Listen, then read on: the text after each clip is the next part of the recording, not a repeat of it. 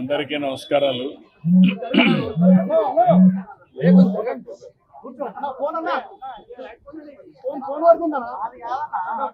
కొద్దిగా జరుపుకోండి మా తమ్ముళ్ళు, కొద్దిగా జరుపుకోండి. అందరికీ నమస్కారాలు. ఈరోజు కోట శ్రీనివాసరావు గారు చనిపోవడం చాలా బాధాకరం. మొన్నటి వరకు చాలా ఉత్సాహంగా చలనచిత్ర పరిశ్రమకు ఎనలేని సేవలు అందించిన వ్యక్తి.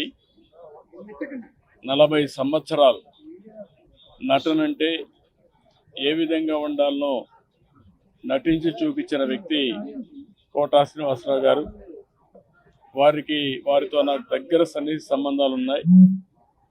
సమైక్య ఆంధ్రప్రదేశ్లో ముఖ్యమంత్రిగా ఉన్నప్పుడు కానీ, తర్వాత ముఖ్యమంత్రిగా ఉన్నప్పుడు కానీ, అదే సమయంలో ఆయన ఎమ్మెల్యేగా 1999లో నేను ముఖ్యమంత్రిగా ఉన్నప్పుడు బీజేపీ అలయన్స్తో ఆయన ఎమ్మెల్యే చేశాం. ఎమ్మెల్యేగా ప్రజాసేవలో కూడా బాగా రాణించాడు.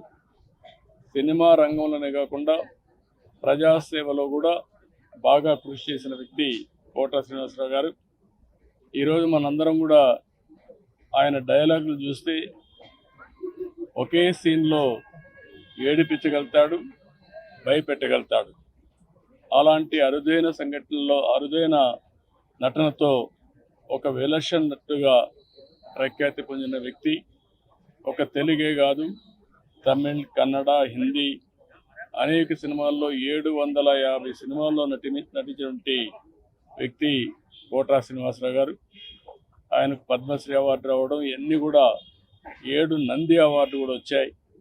ఈ విధంగా అనేక అవార్డులు కూడా వచ్చాయంటే ఆయన చేసిన కృషి, ఆయన యొక్క ప్రతిభే కారణం. అలాంటి ఒక మంచి నటుడిని తెలుగు రాష్ట్రాలు కోల్పోవడం చాలా బాధాకరం. చలనచిత్ర పరిశ్రమ కోల్పోవడం చాలా బాధాకరం.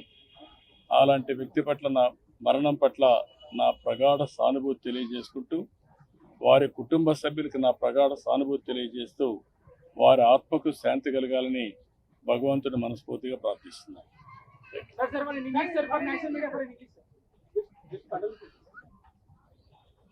కోట శ్రీనివాసరావు గారు is a great actor. Nobody can compensate his death, replace him.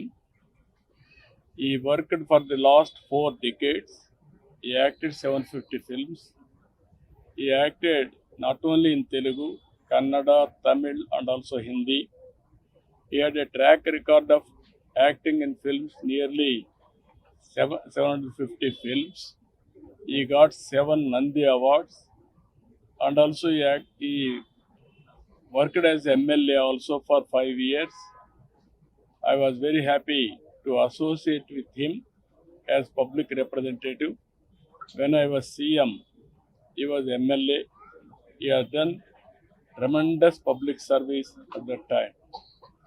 Today, we are all unable to digest his death. Anyway, he has done extremely well for the welfare of the people, and also he contributed for the Telugu film industry and other film industry also. I pray God to give him his soul in rest, and also I pray God to console their family members, to recoup and move forward. It is a destiny nobody can escape. Thank you.